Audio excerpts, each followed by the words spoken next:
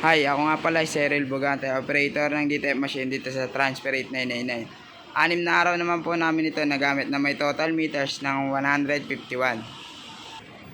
Ito naman po ang aming printer red area. Ang huling palit po na ito nung March. Ito naman po ang aming copying na may 90% good condition pa po. Ganito naman po mag-edge clean.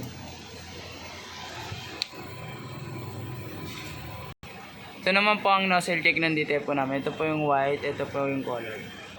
Ito naman po ang ink system po namin. Tama lang po.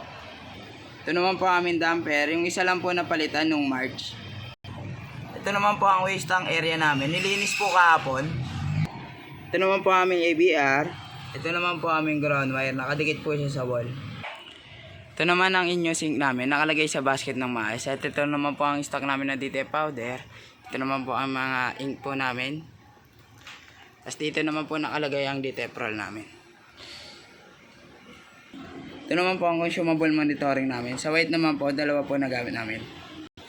DTF powder, dalawa. Sa DTF film naman po, dalawa rin po. Sa Kuyi solution naman po, isa. Ito naman po ang DTF output po namin. Ito naman po ang printed daily checklist po namin. Updated naman po siya. Ito naman po ang DTF weekly checklist.